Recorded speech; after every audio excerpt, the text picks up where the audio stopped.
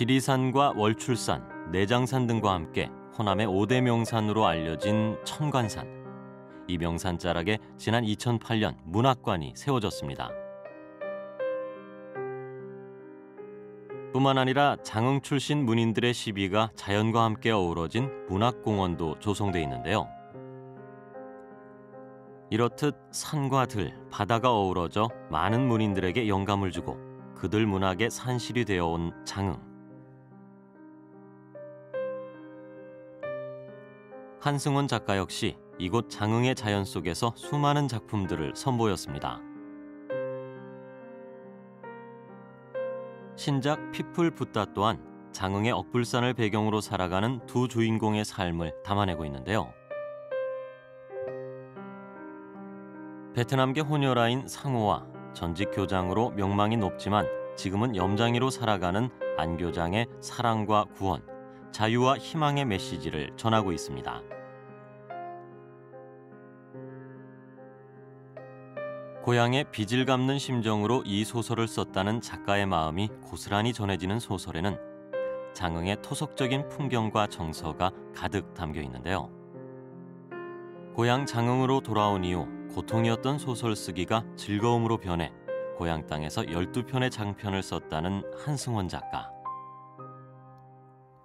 인생을 관조하는 작가의 모습이 마치 소설 속 주인공이 담고자 하는 억불바위와 닮아 있습니다. 소설의 배경이 되고 작가에게 문학의 영감을 제공하는 곳. 장흥으로 한승원 작가를 찾아갑니다.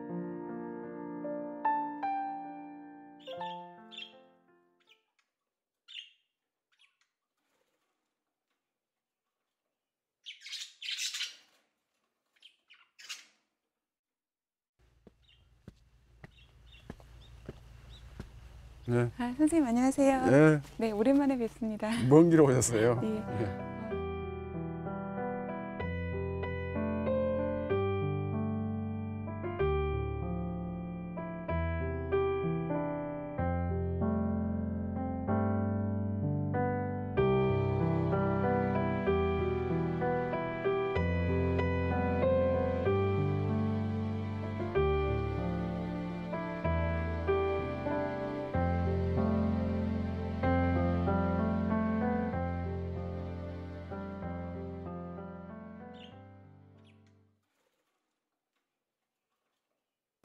여기 뒤에 산이 있고 양쪽으로 이렇게 산 줄기가 뻗어가잖아요. 예.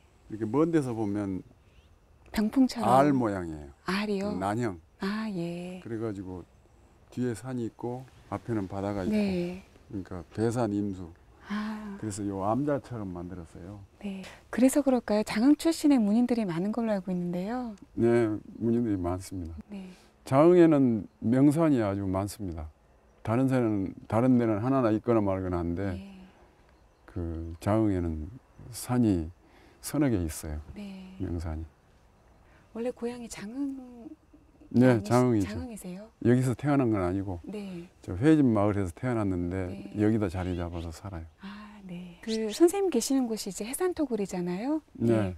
저렇게 현판도 직접 저렇게 글씨를 쓰신 걸로 알고 있는데요. 늘 궁금했어요. 왜 해산이고 또 토굴이라고 이름을 지으셨는지요? 해산은 제 호고요. 예. 해산은 이렇게 가시적인 바닷가에 있는 산이 아니고 바다 속에 숨어 있는 네.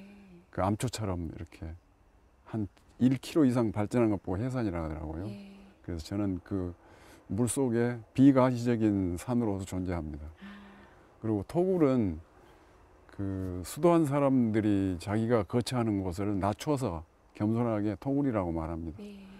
그래서 해산정, 해산옥 뭐 이렇게 얘기를 해야 되는데 토굴이란 말을 써요. 네, 이번에 발표하신 피플 붓다에서도 토굴이라는 표현을 쓰셨잖아요. 네. 네. 그리고 여기서 제가 서울에서 살다가 15년 전에 이리로 내려왔는데 여기서 살다가 여기서 죽으려고 생각한 거예요. 네. 그러니까 그래서 여기 탑 옆에다 상석을 만들어 놨잖아요. 예. 상석인데 그 내가 하늘로 올라갈 자리가 저기입니다. 저 탑이에요. 그래도 아직 건강하시고 또 예, 오래오래 글 많이 써주실 거라고 생각합니다. 늘 그 마지막을 생각하고 살면 오래 산대요. 네. 그래서 저 아래 이제 문학관도 또 있어서 네. 예, 문학 선생님의 문학을 좋아하는 분들이 자주 놀러 오시고 그러시는 모양이에요. 이 문학관이라고 군에서 지어줬는데 예. 그 요즘 그 유행하는 흔한 문학관하고는 다르고요. 예. 제가 아직 싱싱하게 살아 있는데 제 유물 전시해 놓고 그러겠어요. 그래서 문학학교라고 사용합니다. 네. 강당처럼 써요. 네. 그 강당처럼 쓰는데 주말에 학생이라든지 학부모라든지 이런 사람들이 단체로 와요. 그럼 저기서 강의해주고 그렇습니다. 나 혼자만 작가가 아니고 이제 딸도 아들도 작가이기 때문에 예. 그 대대로 사용하면 좋겠더라고요. 예.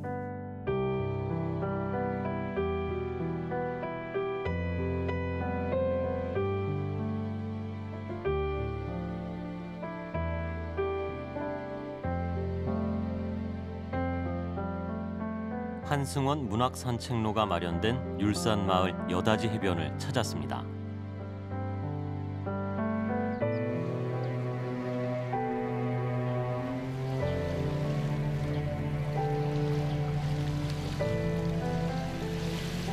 여다지 해변은 가장 깨끗한 개펄이 숨쉬는 아름다운 바닷가로 선정된 곳인데요.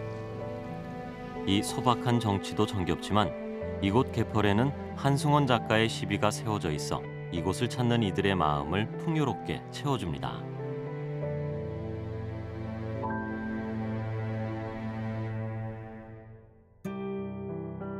산책로 600m 길에는 지난 96년부터 장흥을 배경으로 쓰여진 시들을 새긴 30기의 시비가 세워져 있는데요. 자연과 시가 한데 어우러져 더욱 감동적인 문학 산책로입니다.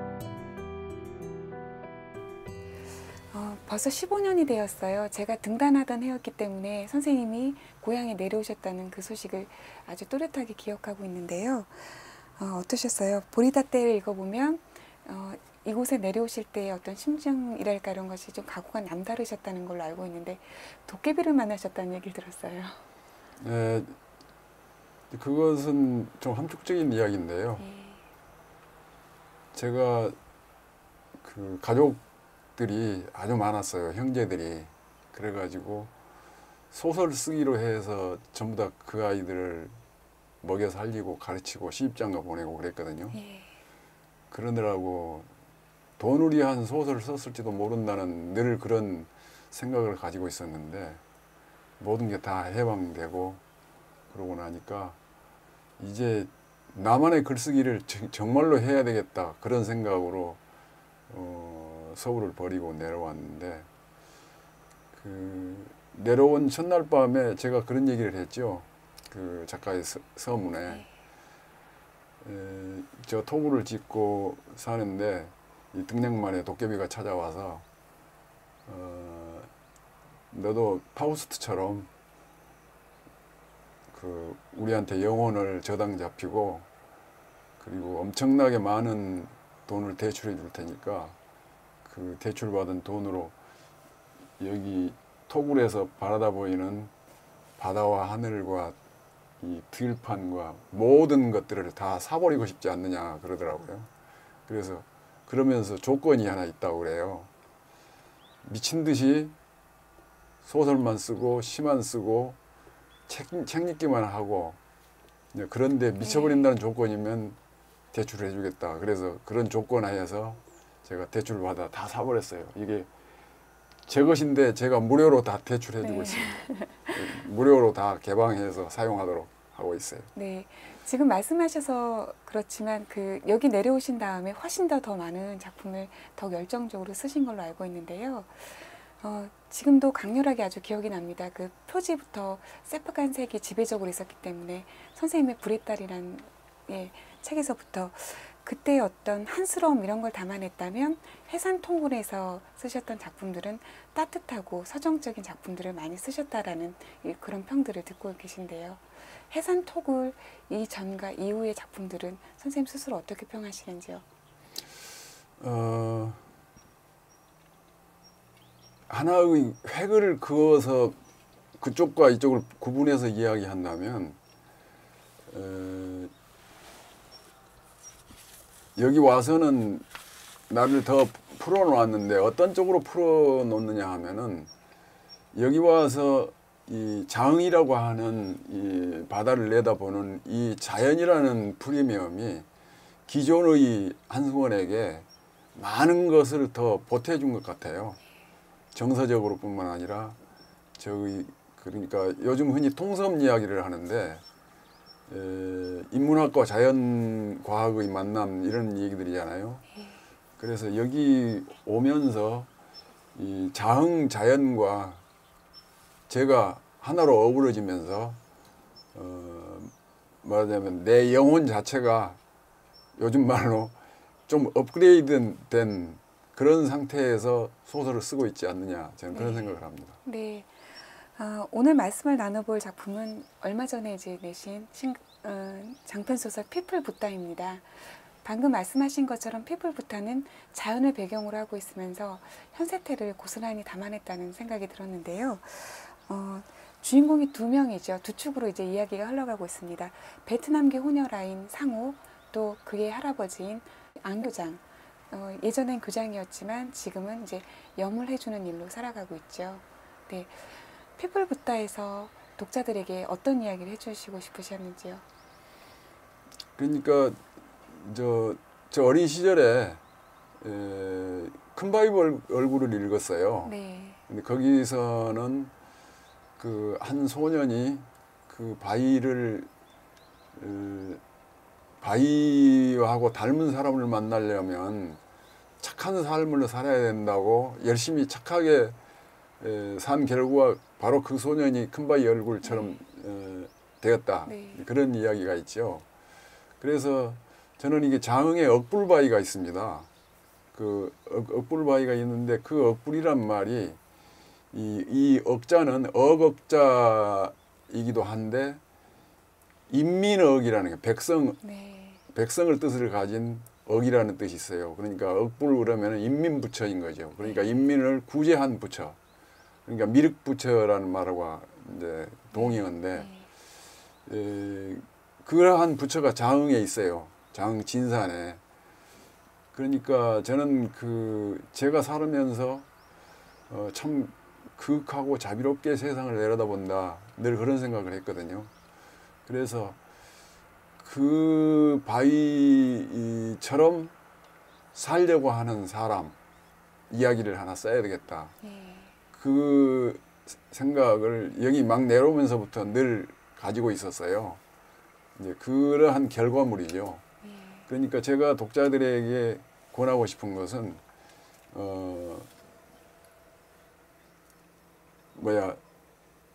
그러한 성스러운 자비로운 그 존재를 늘 마음속에 품고 살아간다면 그 영혼이 그렇게 자비롭고 숭엄해지는 어떤 존재가 되지 않을까. 네. 이제 그런 그 메시지를 주고 싶었어요. 네, 장흥에 오는 동안에 그 억불바위를 찾아보려고 했었는데 제 눈에는 그 모든 산봉우리 위에 다 억불바위가 있는 것처럼 보였고 또 어떤 게 억불바위인지도 잘 모르겠고 두 가지 심정이 왔다 갔다 했는데요.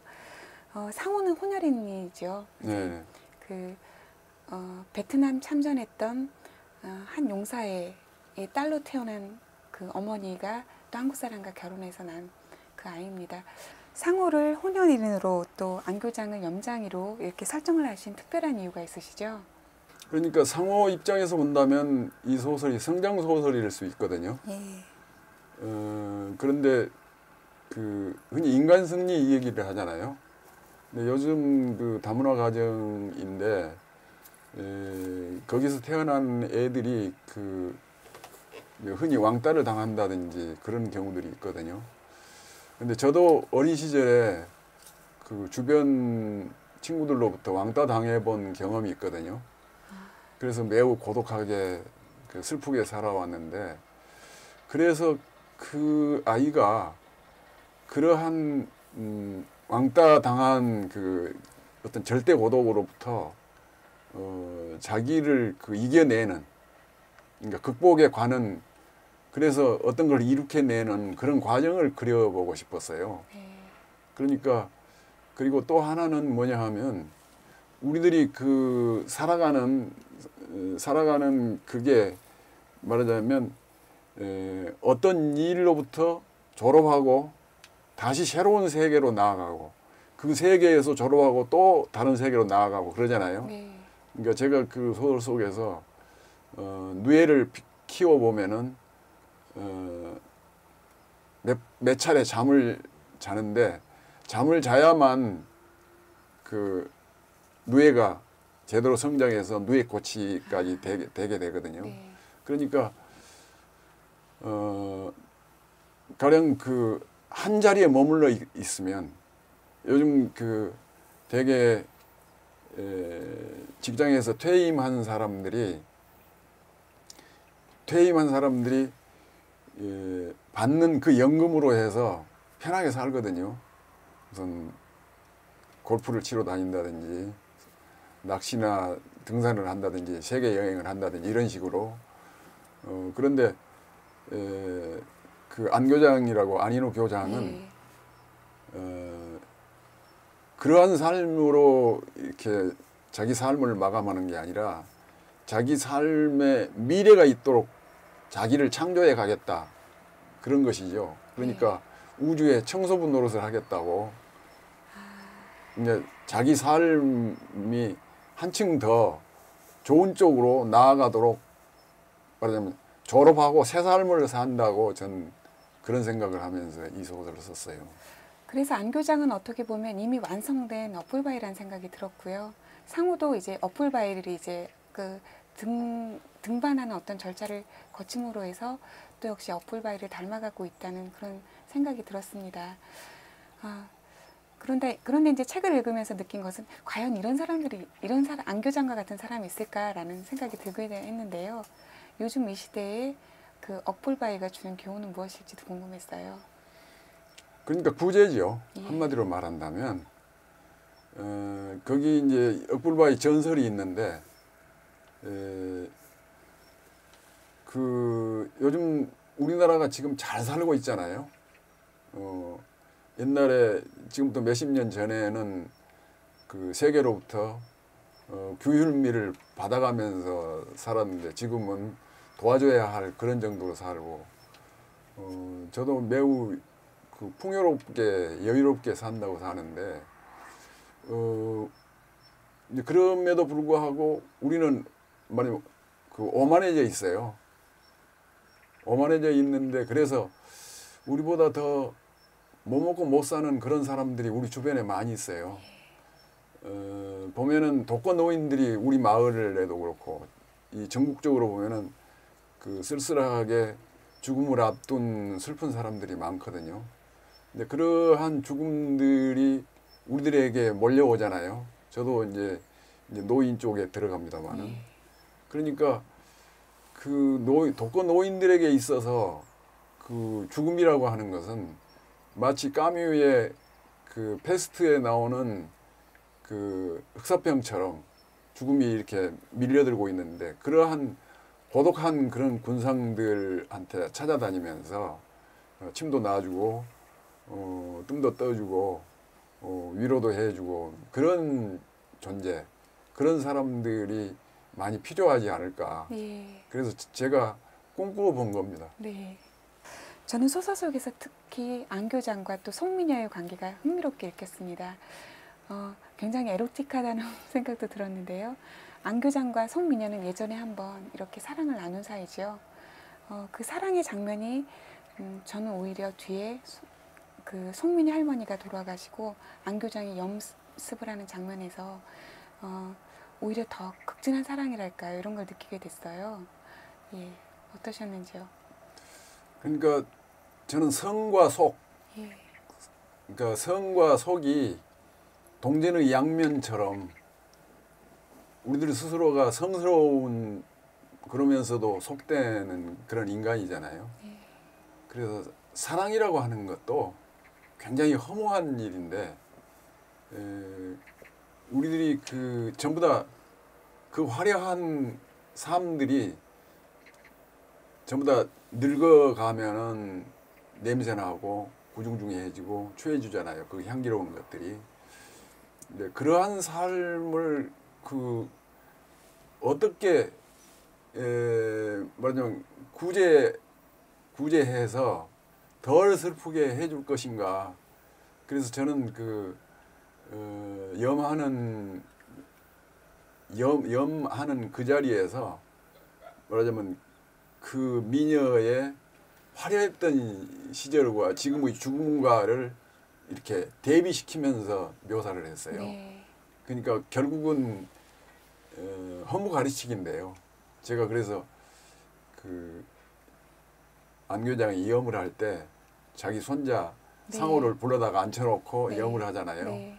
그래서 허무 가르치기인데 허무를 알아야만 삶을 더 잘 살 수 있다고 생각해요. 네. 그 소설 속에서도 그 안교장이 송미녀 할머니에게 마지막으로 삶에서는 졸업생이지만 죽음에서는 이제 신입생이다라는 말을 하잖아요.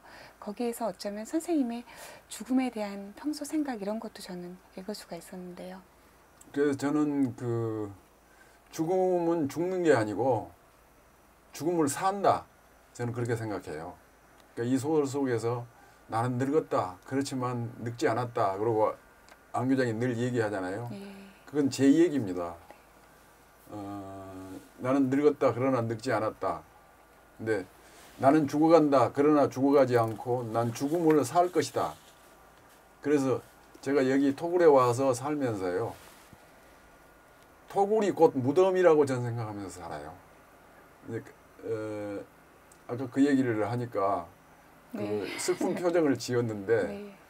저는 그 제 죽음을 제가 승화시키고 싶어요. 그러니까 아마 그 하 선생님도 살아가다 보면 그 내 말을 이해할 날이 오지 않을까 그런 생각이 들어요. 네. 자기 죽음으로 인지하지 않고 죽음을 승화시켜서 사면 죽음이 겁나지 않고 나의 죽음이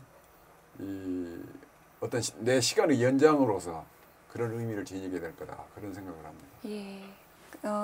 지금 그 안교장이 이제 그 송미녀를 염하는 장면에서 이제 말씀하셨던 것처럼 손자인 상호가 돕게 되죠. 상호가 왕따를 그러니까 따돌림을 당하는 이유 중에 하나가 바로 할아버지의 직업 때문이기도 한데요. 어쩌면 거기에서는 한 사람을 떠나보내는 장면이기도 하지만 또 반목했던 두 사람이 화해하는 그런 장면으로도 읽혔어요.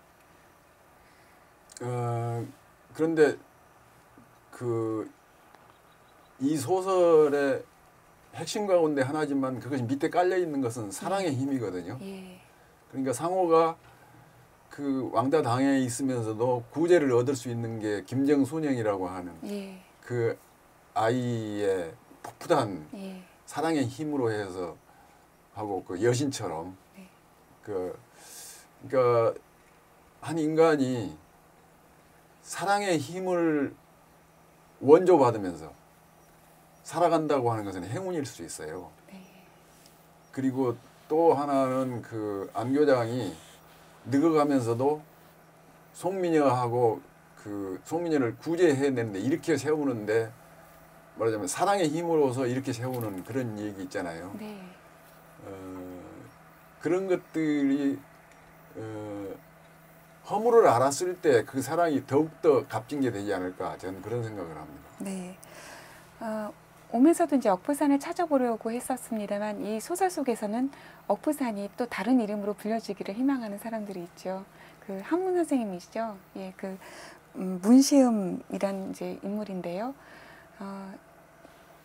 자꾸 억부산이 아니라 억부산이라고 불려지기를 희망하는데 그건 왜 그런가요, 선생님? 그러니까 억불산은 그 고려 예. 때부터 불려온 그 이제 이름인데 고려 때부터 불교가 들어와서 그 이름인데 조선조 500년을 내려오면서는 그 억불 숭유 정책을 쓰잖아요. 네. 그러니까 많은 유학자들이 그랬으리라고 생각해요. 장의 한복판에 있는 진산에 부처님이라고 하는 그러니까 석가모니와 관계된 이름이 들어가서 되겠느냐. 그래가지고 그것을 이렇게 며느리 바위로 자꾸 격화시키려고 네. 했던 그런 세력이 있었던 것 같습니다. 네. 그러나 지금은 잠잠하죠. 네.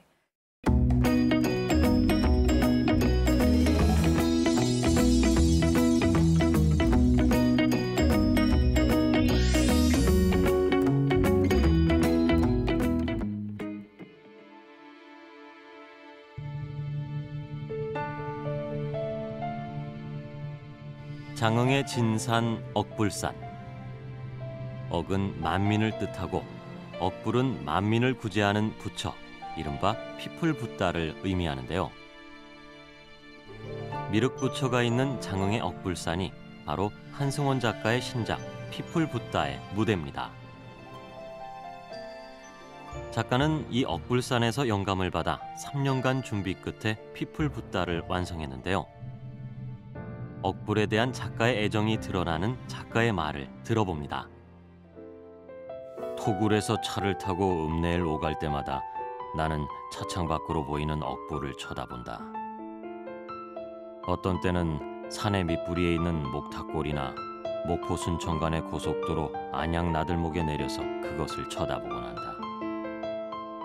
나는 풀리지 않는 문제가 있을 때마다 억불에게 묻는다. 억불은 나에게 많은 것을 이야기해준다. 억불산의 상징인 억불바위는 보는 각도에 따라 여러 가지 형상과 표정을 지니고 있습니다. 무엇보다 세상을 그윽하게 내려다보는 억불은 숭엄하면서도 자비로운 관음상을 닮아 있다고 작가는 소개하고 있습니다. 평화마을 앞에서 보면 고개를 약간 숙이고 있는 한 남자의 형상이었다. 산 위에 걸터 앉아 세상을 그윽히 내려다보는 늙은 남자.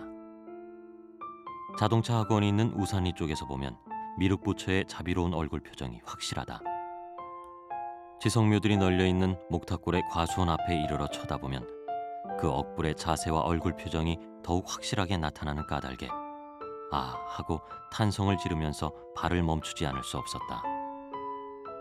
그 자비로운 미륵부처의 형상은 안교장의 방에 걸려있는 관세음보살의 얼굴과 비슷했다. 억불바위는 어떤 이에게는 마을의 큰 어른이자 신앙이 되기도 하지만 누구에게는 전설을 간직한 며느리 바위로만 보입니다. 보는 이의 마음에 따라 부처가 되기도 하고 돌바위가 되기도 하는데요. 작가는 이 억불바위를 성자로 인식하고 그 자비로운 미소를 담고 실천하고자 노력합니다. 이념보다 중요한 것은 그 억불산 위의 억불바위가 얼마나 어질고 자비롭게 세상을 내려다보고 있는가.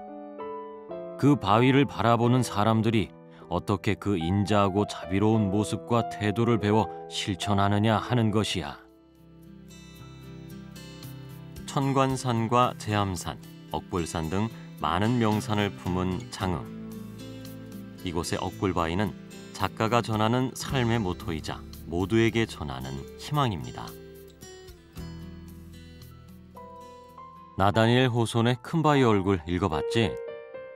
자비로운 얼굴을 하고 있는 큰바위가 있는 고을에 그 큰바위 얼굴을 닮은 인자한 인물이 나타날 것이라는 전설이 흘러내려오고 있었는데 이런저런 유명한 인물들은 다 큰바위 얼굴을 닮은 인물이 아니라는 것이 밝혀지고 큰바위 얼굴을 닮은 인자한 인물을 만나기 위해서는 착한 삶을 성실하게 살아야 한다고 믿으며 조용히 착함을 실행하여 온 그 마을의 한 소년이 훗날 바로 큰바위 얼굴을 닮은 사람이 되었다는 소설. 나는 너그 할아버지 얼굴이 저 산 위에 억불을 닮은 것 같아. 그 상호란 인물이 이제 고등학교 3학년이죠. 그래서 안에 보면 그 고등학교 학생들이 쓸 수 있는 은어나 비속어 또 인터넷 용어 이런 것들이 굉장히 현장감 있게 나와 있습니다. 그런데 그 은어들이 반드시 그 부정적으로만 볼 게 아니고 네. 그 아이들의 정서가 거기에 녹아들어 있지 않는가 저는 그런 생각을 해요. 가령 아주 재밌는 언어 가운데 십장생이라는 게 있는데요. 그게 우리들이 생각하고 있는 십장생하고는 전혀 다르죠. 그러니까 10대들도 장래를 생각하면서 산다. 그래서 십장생이거든요. 네. 그런 그 의미 있는 언어들이 들어 있더라고요. 그 자전적 소설이죠. 해상 가는 길 후속편으로 이제 보리닷대를 발표하셨어요. 마치 고해성사를 엿들은 것처럼 좀 마음이 두근두근하기도 하고 선생님의 일생을 어느 정도 죄송합니다만 간파를 하게 됐다는 그런 생각도 들었습니다만 탈과하신 뒤에는 어떠셨는지요? 보리닷대는 제가 꼭 쓰고 싶었어요. 왜냐하면 쓰는 재미가 저는 서울에서 살 때 그때까지는 소설을 쓰는 일이 고통이었는데 여기 내려와서는 즐기면서 씁니다. 그러니까 내 과거의 이야기를 쓰면서도 그것을 나를 창조적으로 만들어주는 어떤 요소들이 그 속에 담겨 있어서 내가 확인해 보는 거예요. 네. 오늘의 내가 있기까지는 무엇이 오늘의 나를 만들었는가 하는 그거 뭐라 그러냐 역추적의 여행이죠. 네. 제 과거의 기행인 것이죠. 그래서 그 속에 보면 저의 부끄러운 점이라든지 가령 제가 청소년 시절에 제가 오금에 습진이 있어가지고 예. 굉장히 고통스럽게 했어요. 그리고 그것으로 인해서 내 영혼의 상처도 많이 입었을 거고 이게 나병이 아닌가 그런 생각을 심려를 했으니까. 네. 그리고 또 한 가지는 그 시대와의 싸움일 수도 있는데 우리 아버지께서는 관존민비 사상이 아주 툴철하신 분이어서 우리 아버지뿐만이 아닌데 네. 저보고 자꾸 법대를 가라 그랬어요. 법 공부를 하라고 하고 그랬는데 저는 도저히 그것은 이렇게 그런 언어들을 법과에서 다루는 언어들을 내가 소화 능력이 없었기 때문에 소화 효소가 없기 때문에 네. 도저히 이겨내지를 못하고 말하자면 그러한 사회 질서하고 싸운 거죠. 그리고 또 하나는 우리 세대에는 교련이 있었어요. 네. 교련이 아주 불편하게 하고 그래서 교련을 피하려고 내가 나팔을 불었죠. 네. 클라리넷을 불었는데 그 클라리넷이 나를 구제해 준 거예요. 견디지 못하는 교련 시간으로부터. 네.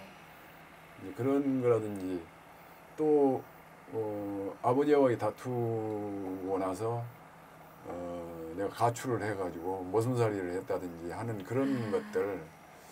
그런데 그 속에 아까 도깨비 이야기를 했는데 그러한 나를 이렇게 끄집어내 준 거 그것이 내 속에 들어있는 도깨비 네. 다른 말로 하면은 악마성 네.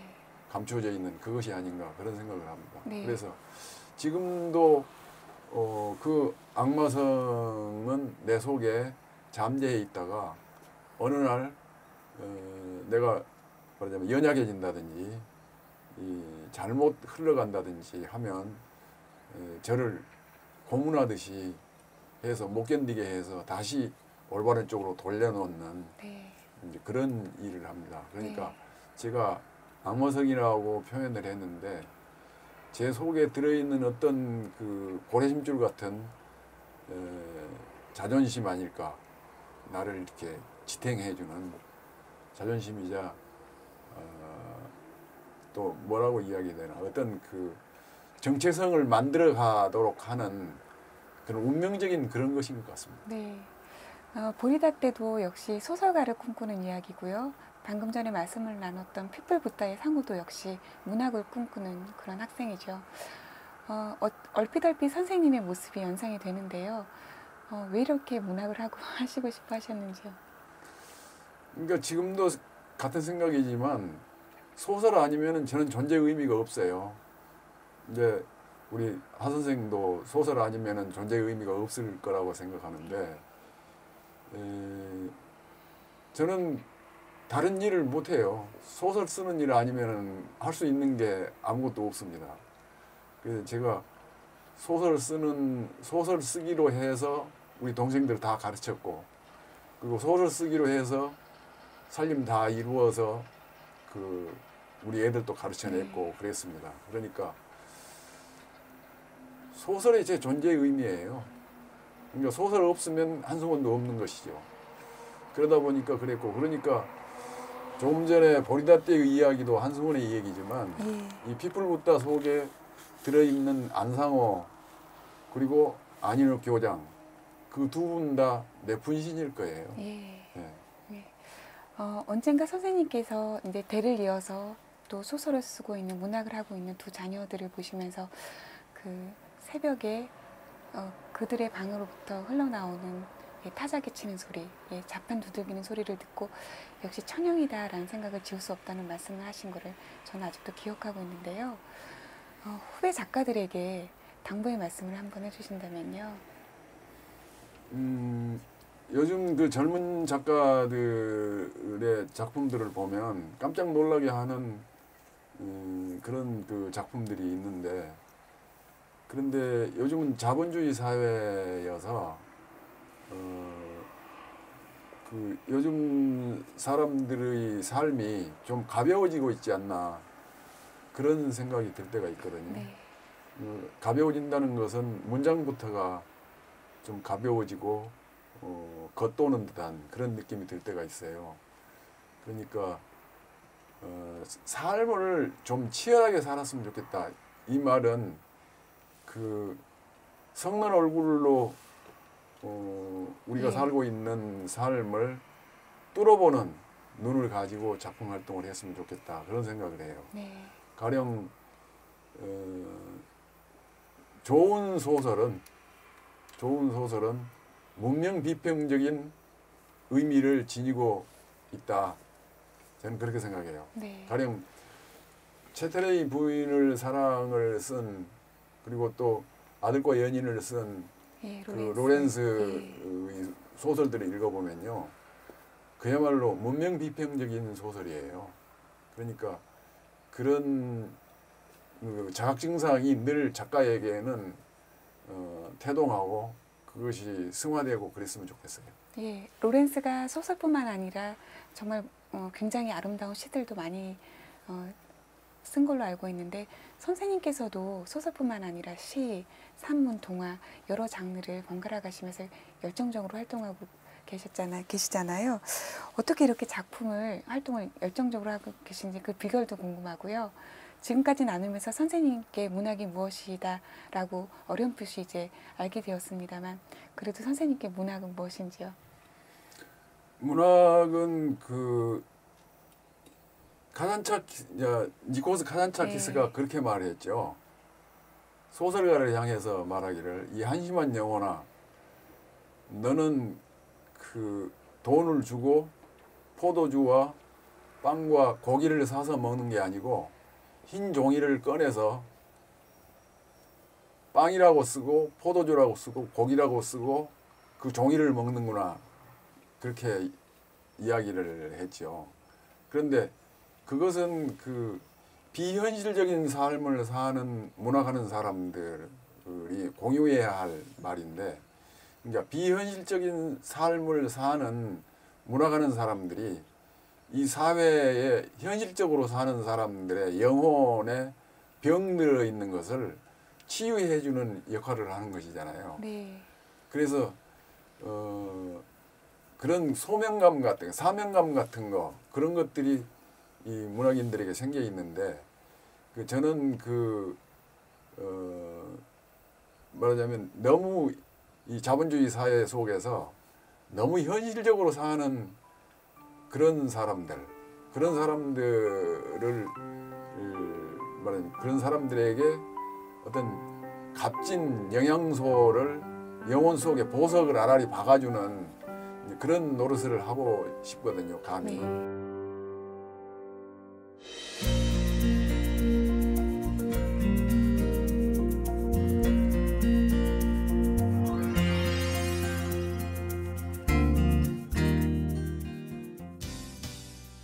한승원 작가의 추천 도서를 소개합니다. 20세기 실존주의 문학의 대표적 작가로 평가받는 알베르 까뮈의 페스트. 구상부터 마무리까지 7년여의 시간 동안 쓰여진 이 작품은 고전 비극처럼 5부로 구성되어 있는데요. 인간을 전멸시키는 악에 대한 집단적 투쟁과 재앙에 대응하는 인간을 밀도 있게 그려내고 있습니다. 다음은 신화학자인 정재서 교수가 들려주는 이야기 동양신화입니다. 신화를 통해 동양의 정신과 상상력의 근원을 설명하고 있을 뿐 아니라 탁월한 해설과 풍부한 이미지로 동양신화의 매력을 한껏 보여주고 있습니다. 한시에 대한 기초 입문서이자 비평서라 할 수 있는 한시 미학 산책. 동아시아의 한시 이론을 바탕으로 중국과 한국의 한시를 주제와 형식, 작법에 따라 24가지로 구분해 놓았는데요. 중국의 두모에서부터 현대의 박목월과 조지훈까지 다양한 시인들의 주옥 같은 작품들이 소개돼 있습니다. 데이비드 허버트 로렌스의 자전적 소설 아들과 연인입니다. 버지니아 울프는 이 책을 로렌스의 천재성을 보여주는 소설이라고 평했는데요. 표현할 수 없는 섬세한 감정들을 간결하고 집약적인 문체로 담아내 독자에게 강한 충격을 안겨주는 소설입니다. 지금까지 한승원 작가의 추천도서였습니다. 선생님 아직도 클라리넷 가끔 부세요? 클라리넷은 불지 않고요. 예. 이제 가끔 기타도 치고 북도 치고 장구도 치고 징도 치고 꽹과리도 치고 그렇습니다. 네, 선생님이 또 다른 또 모습인 것 같은 생각이 듭니다. 오늘 이렇게 해상톡을 해서 선생님 뵈니까 더 의미가 좀 남달랐고요. 선생님 이렇게 귀한 시간 내주셔서 정말 감사합니다. 네, 마지막으로 선생님의 낭독을 들으면서 이 시간 마칠까 합니다. 선생님 또 서울에서 뵙겠습니다. 네, 맞습니다. 감사합니다. 그녀의 볼록한 젖가슴으로 자꾸 달려가고 나는 눈길을 아내로 떨어뜨렸다. 그녀의 발이 눈길에 잡혔다. 순간적으로 또 한 번의 현운을 느꼈다. 그녀가 내포하고 있는 우주적인 비밀을 포착한 것이었다. 발등과 발가락들이 보송보송했다. 굵은 엄지발가락보다 약간 가는 두 번째 발가락이 더 길었다. 두 번째 발가락이 길면 아버지가 먼저 돌아가신다던데 그게 사실인가 보다. 새끼 발가락이 특이했다. 무령왕릉에서 출토된 왕관에 주렁주렁 달려있는 고옥처럼 꼬부라져 있었다. 고곡은 막 태동하기 시작하는 태아를 닮았고 태아는 올챙이를 닮았고 올챙이는 남자의 정자를 닮았다고 했다. 발톱들은 연한 주황색인데 투명했다. 그녀의 발에서 그는 환장하게 예쁘고 아름다운 우주의 비밀스러운 의미를 읽었다. 그는 안타까웠다. 발가락들 가운데 어느 것이 아파 무용을 접었다는 것일까. 그녀가 갑자기 호호호 하고 웃었다. 웃는 그녀의 오른쪽 송곳니가 발그레한 입술을 젖혔는데 그게 유달리 희었다.